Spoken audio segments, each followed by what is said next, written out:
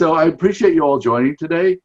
John asked me to do this conference on a number of topics relative to security. Some of this will be redundant for some of you. I think you'll all find something to glean from it.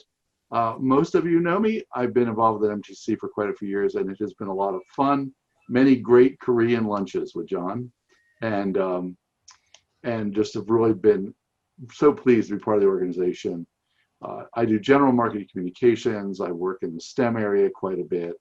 I do a lot of web development, design, photography, and so forth. So it's a lot of fun, and that's my cat, Darcy the web cat, who's been banished from my office for this meeting. So let's get started. After the talk, John is going to send you this PowerPoint and a companion Word document for you to use as a worksheet if you decide to pursue what I'm recommending. So let's get started. John retitled this for me, Are Your Digital Assets Compromised?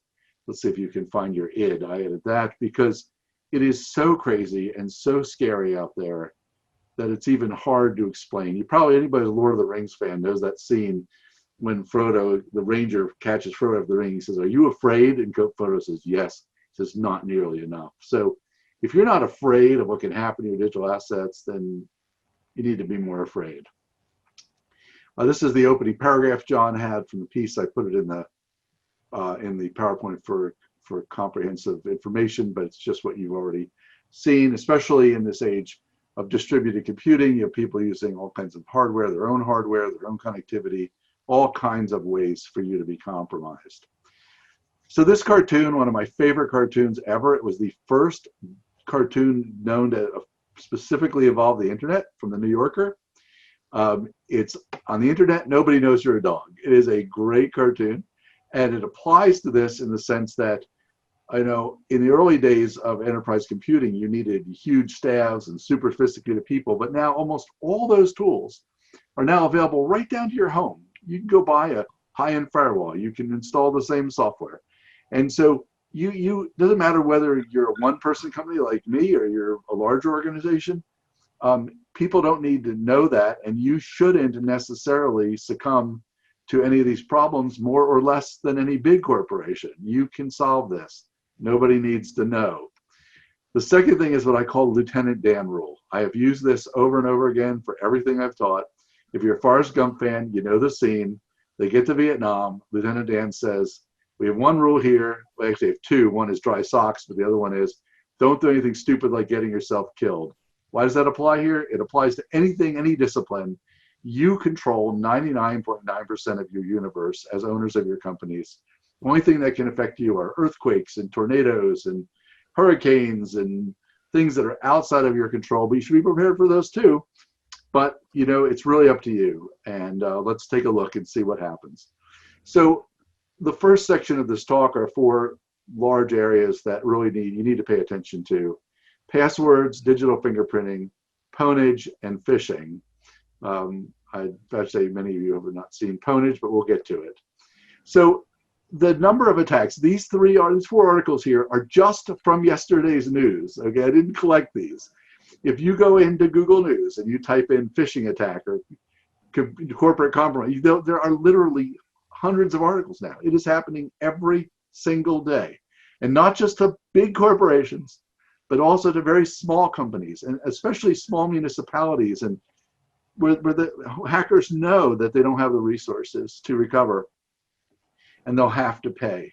So this isn't something unique to, an occasional thing. This is literally a daily event now. And if I showed you the logs of the websites, the about 300 websites that I manage between myself and my sister company, we have literally thousands of hack attempts a day on our sites. I mean, you look at the logs, you just scratch your head. It's unbelievable how consistent it is. So obviously password strength. Now, I've literally had clients say, I don't want passwords on my server because they don't want to type it in. Or I don't want passwords on the workstation, don't want to type it in. The fact is, we have passwords, we're sort of stuck with them. And it's really important to make sure that your passwords are well structured. Now, why? So take a look at this little chart. And I've used a tool here that you can easily get to. There's a whole bunch of these on the web. You can type in a password and test the strength. I typed in here, log me in, and it said it would take 8 seconds to break it, right? So if you look at these, just for example, December 27, 1969, take 3 hours for a computer to randomly discover that. Adding a pound sign, exclamation mark, 2,000 years. Creating a random 10-character password with just uppercase letters and numbers, 10,000 years, right? So it isn't really that hard, but it's so important because not only is it easy for modern computers to hack them, but the bottom is so important. We're going to see this when we get to have I been pwned. Hackers literally run through millions of known passwords and try them. And I have literally seen my logs where there's attempt after attempt after attempt after attempt with passwords that are known common passwords. And in the past, this might have taken a huge mainframe, but now any desktop computer did. I mean, my desktop workstation, I could handle 10 million records in SQL Server. I could run through databases in hours. So you have to look at your password strength across your organization. It's just super critical. Now, the second thing, of course, once you having done that, what can you do about it? Well, number one, you absolutely want to make sure you know every user on your system and that their passwords have been hardened or updated. And particularly key ones that drive your whole system, like server logins, router logins, Internet of Things devices, and so forth. And then you're going to test them for distribution, which we're going to get to when we get to the pwnage slide. You're going to update them, and if necessary, add third-party authentication. So I use the Google Authenticator, which you can see a little screen there, on all my critical accounts. My server account, our Rackspace account. You can't get into those with a username and password without having the authenticator that's been registered to my phone uniquely. This makes it impossible for someone to break into my Roshan account or my Rackspace account or other critical accounts. But this is so important. I think you will be shocked if you do this exercise at the state of your username password situation. Now, the next one is fingerprinting. So what is fingerprinting? Well, you know fingerprinting, we all supposedly have a unique fingerprint, right? But when I learned about this a few years ago, I was blown away. So I'm just going to read this. Device fingerprinting or browser fingerprinting is the systematic collection of information about a remote device for identification purposes. So I'm going to show you what this looks like, and there's a website where you can go test this. So basically, why is fingerprinting critical? Well, you've all heard of cookies. Cookies were invented very early on in the internet, and they're little physical files that are stored on your computer that allow you to like save your password or for a site to remember where you were, what your last product was, or 100 other things. There are security issues with them. You can control them. However, you don't have to be logged into a site for a cookie to be set. You can delete the cookies. You can block the cookies with software and so forth. But fingerprinting, no such luck. It's not local. It records your activity at the terminating server. Any device you use on the internet, any level of security or software, they're still recording it. And that enables someone to not only track your computer, which I'll show you in a minute, but also use behavioral analysis. And they live forever. So if you have a shared computer at home and the dad does accounting and the kids play games and the wife looks up recipes and then does some work for her employer, by looking at the patterns that are being used every time someone clicks on something, they can even know what the user is, even if the person isn't registered to the computer. And how does this work? So I did a test here of my computer, just did this morning. And if I go and fingerprint my computer, so we'll go do that right now here. So I just go back to here, my fingerprint, and there it is. This computer right here that I'm on right now is unique among the last 2,691,022 fingerprints. Why does that work? Because by looking at all the elements that my computer projects every time you click on something, and you can block some of this, but not all of it. Otherwise, you couldn't even browse the web. It collects all these little data points, none of which are confidential and none of which are secure. But when they combine that entire set of data with my IP address and other things, I am literally a unique computer. Someone is logging this computer every day when I go places in some way or another. So let's take a look at this. How does it do it? Well, there's more than 70 primary parameters and over 1,400 subparameters.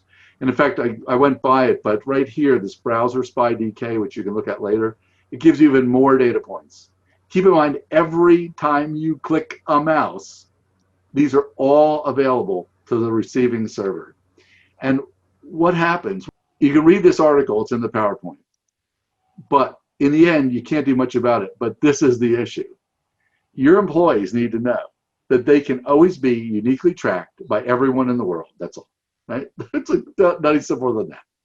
It is absolutely insane. So if you're just randomly browsing around and somebody's looking at sites they shouldn't be, or somebody's looking at competitor sites, that's all being logged. And somewhere in some big database out there, someone is looking at this data and saying, oh, this computer is interested in barbecues, or this computer is interested in new cars, or this computer is researching cancer, and it's outside of your control.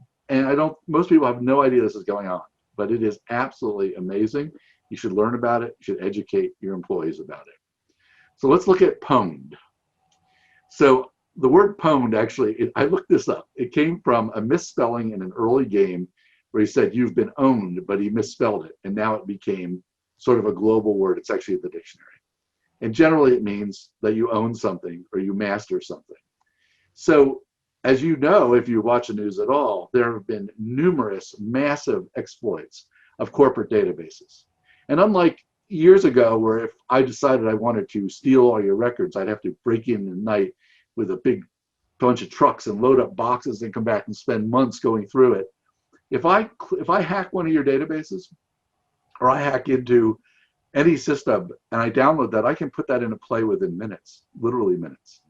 There's absolutely no reason. So this site, haveibeenpwned.com, has collected every single exploited database that's available on the web, on the dark web, on pasted sites, and so forth. And you can see, I blew up the stats here. They currently have stayed on 479 enterprise sites. We don't even know how many little sites are hacked. Over 10 billion accounts. So what does that mean? Well, I tested my own email here, my primary email, and I'm on 13 pwned sites. And then I went in and I did,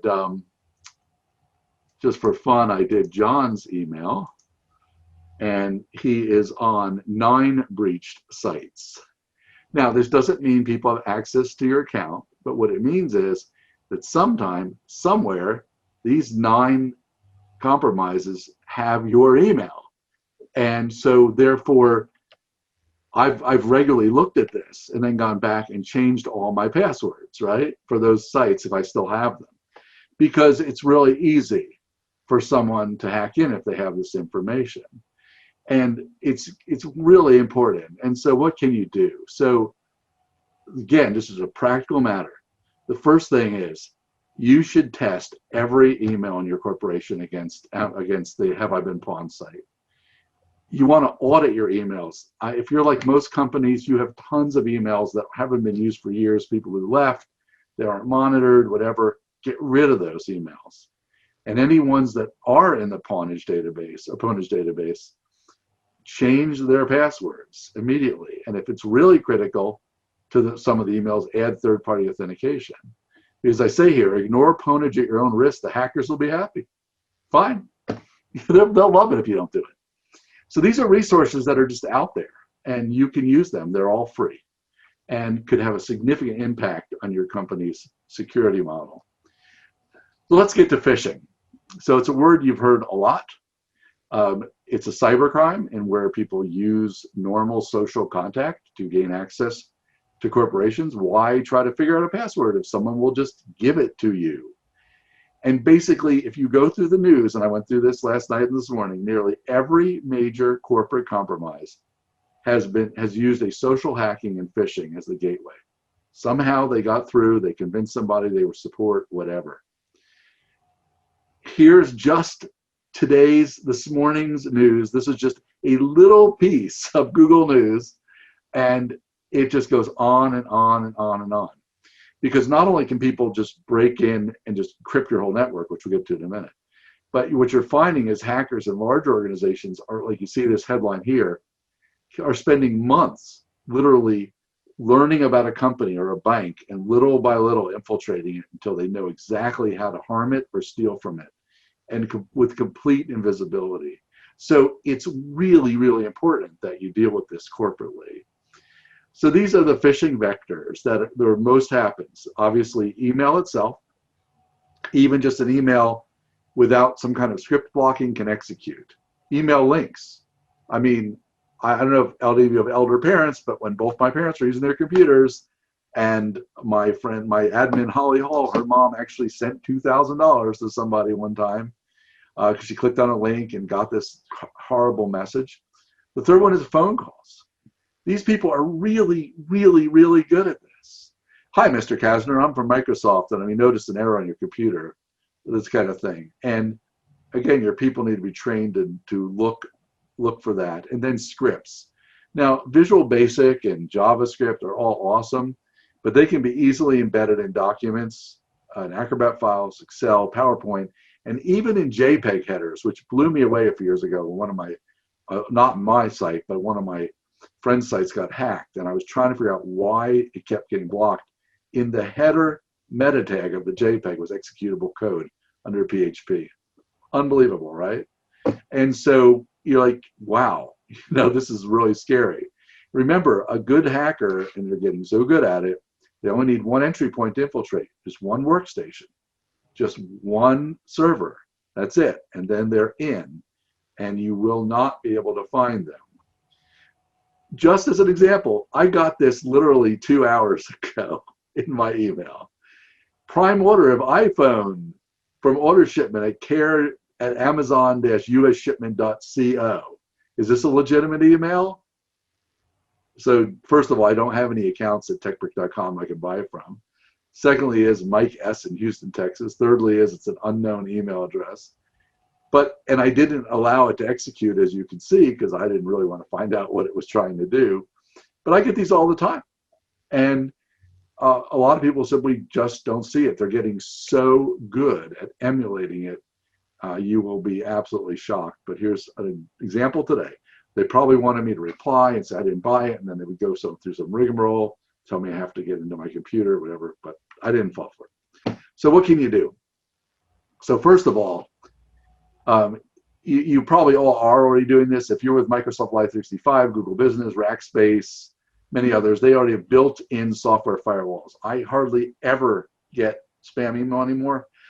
Once in a while, some Russian dating site will slip through, but Rackspace for me just kills it all. And you want to make sure it's configured correctly, especially in Live 365. There's a lot of settings. Get your IT people to look carefully at how you're dealing with their firewall. Secondly is use hardware firewalls. Again, these used to be tens of thousands of dollars. They are now hundreds of dollars for small networks. A physical hardware firewall with a subscription that just keeps traffic from even getting into your network. Next, effective machine device level software. So I use the Microsoft Defender, and then I use one other piece, Malwarebytes, and those two together pretty much block everything I need. There are many, many excellent tools, both enterprise and personal, and you should be using them, and you should be subscribing to them because they're sort of your last guess of defense. And then lastly, provide training and with anyone with access to your systems, anyone, to help them identify how to deal with this. So you have a vendor, you have an IT consultant, you have an employee, you have an accounting firm. Anyone who can touch your system or exit or cross the barrier in any way needs to be trained to your standards, because literally just one click can destroy your company. These new encrypting software tools, I've read articles, they're encrypted within minutes, just minutes. There's nothing you can do to stop it. And if you get into a crypto thing, you're either we'll get to it in a second, either have to restore or you got to pay. My friend Ted, last year, I think, had to acquire over $30,000 in Bitcoin for clients to unencrypt various systems. So let's look at the sequel. So the first point, I can't make this any clearer, and I think you'll be shocked if you really look at it carefully. Every one of you, if you haven't done this recently, you need to set up and or confirm that you have rigorous and complete backups of all data and systems, both local and remote. A lot of people say, well, they have backups, but it's just one server. It's not the workstations. It's never been tested. It's not complete, and so forth. Secondly, and you may make some people mad at you, you want to demand that IT staff or consultants demonstrate a full recovery cycle. Ted, my friend Ted, again, who works with a lot of small and medium corporations, has had super many nightmares. People calling him saying, we had a backup, it's not, we don't know what to do with it. Just having a backup is different from being able to restore it. And that is so important. If you haven't done this, do it this week. Third point, make sure that someone in-house is aware of the process, not just an external organization. You need to know where the backups are. You need to know what the passwords are. You want written documentation. And if you don't have it, call Melissa on how to do this in case you go down. And the last point, so critical.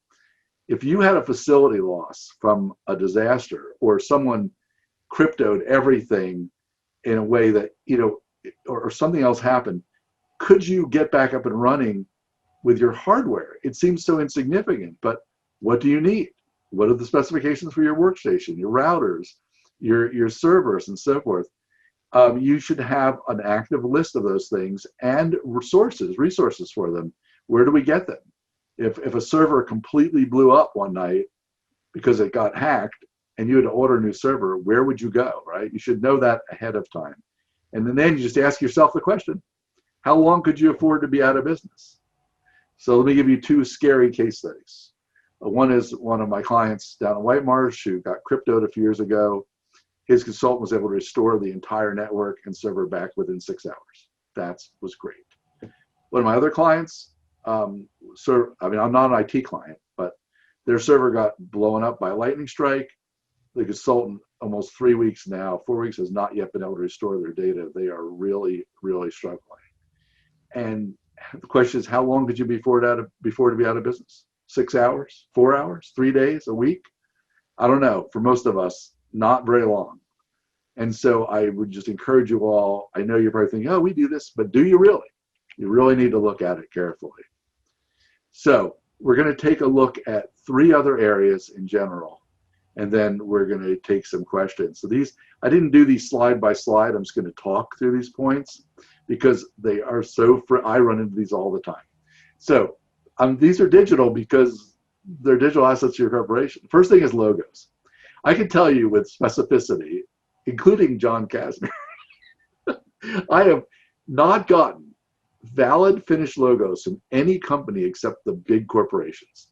So like US First Robotics, Black & Decker, Boys and Girls Club America, they have logo packets. But everyone else, and every year I do the NMTC brochure, I deal with all these companies, have sent me these really horrible low-res logos, different versions. They don't know where they came from. They don't have any sources.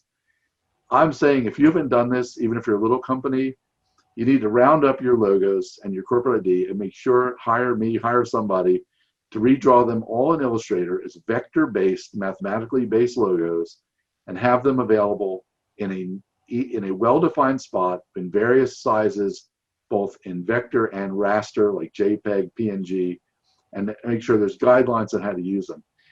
Corporate ID is very important, and it doesn't matter whether you're a one-person company or whether you're a 1,000-person company on the internet. Nobody knows your dog, right? So this is so critical. I can say, again, with absolute certitude, not one company I've worked with in the last 6 years has been able to deliver to me pre-done, well-structured logos. It's amazing.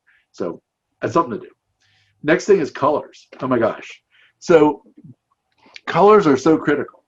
And yet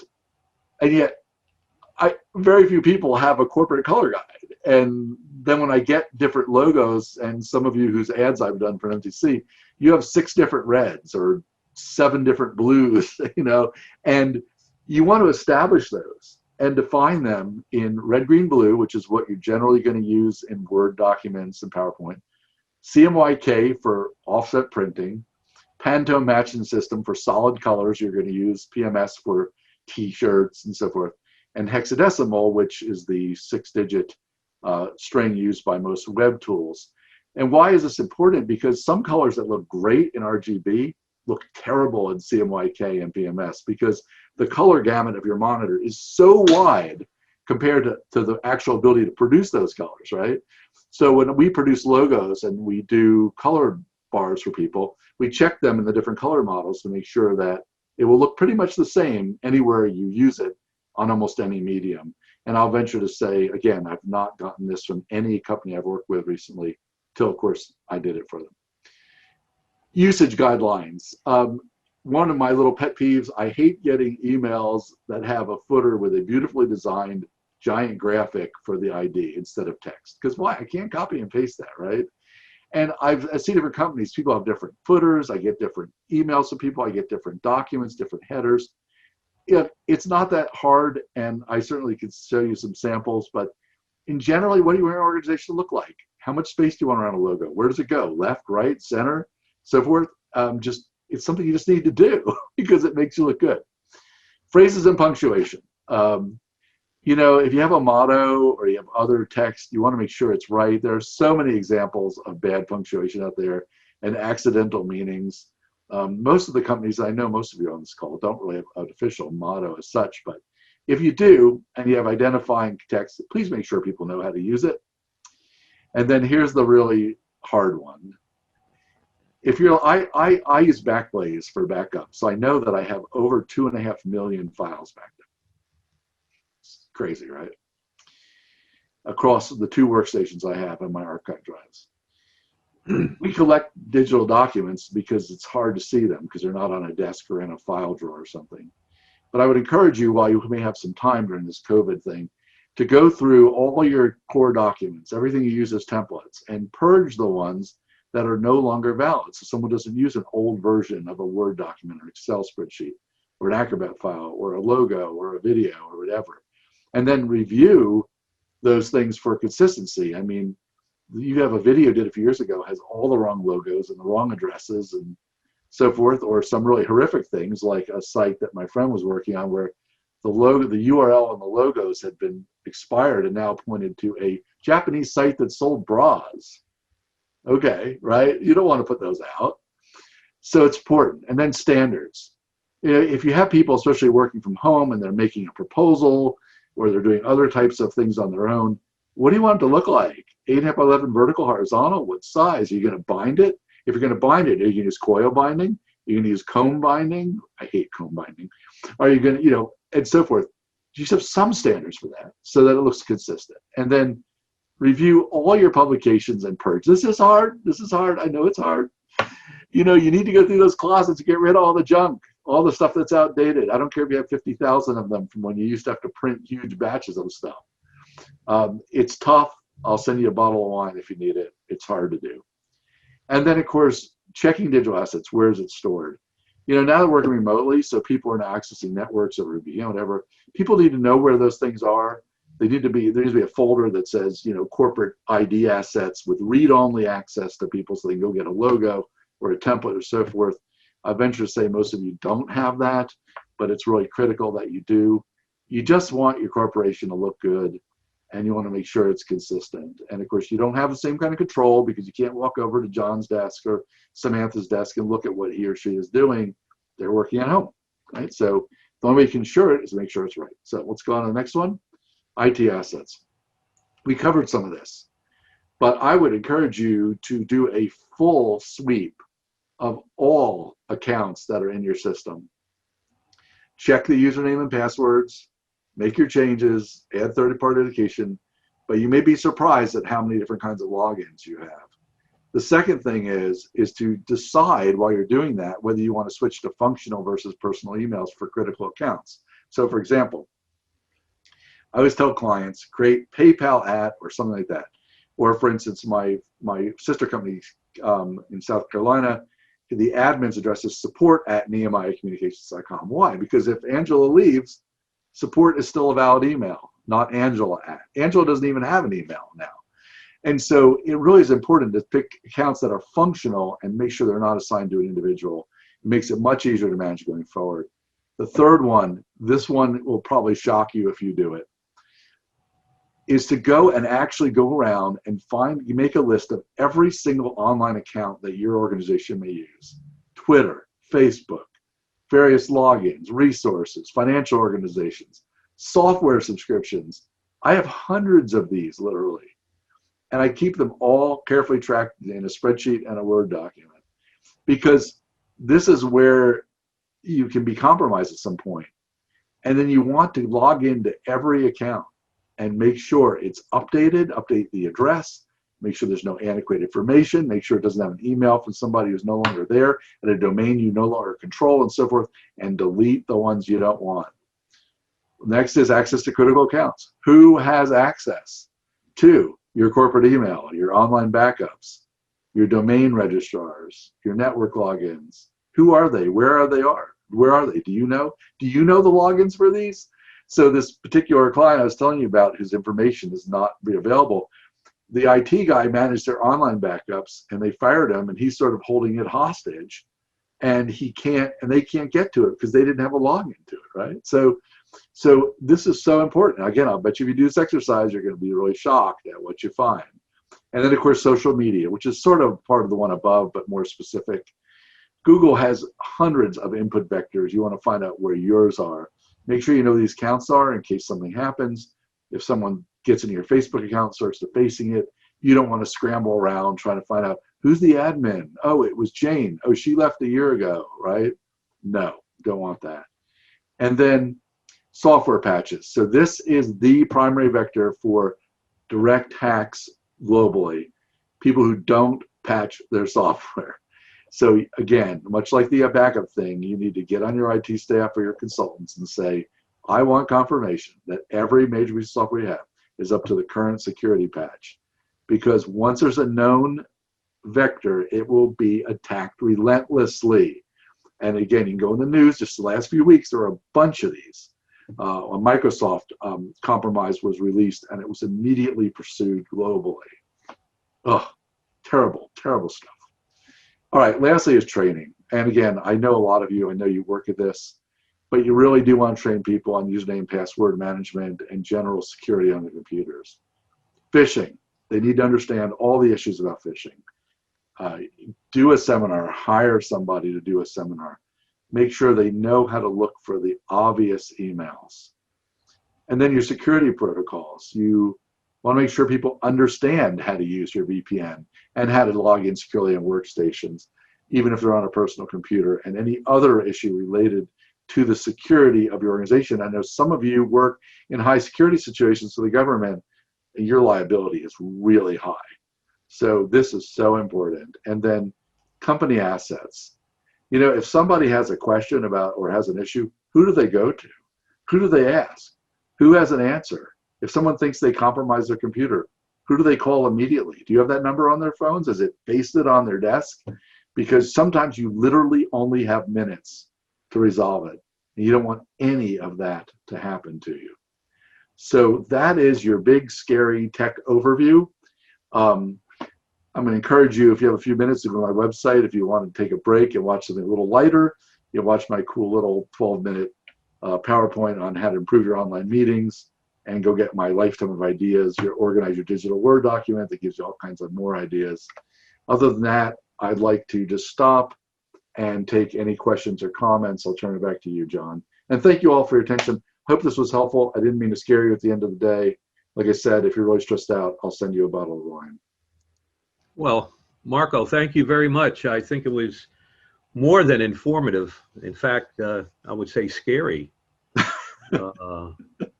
From what you described, we talked yesterday about the things that I did not know about that are going on every day. And we're going to open it up with questions.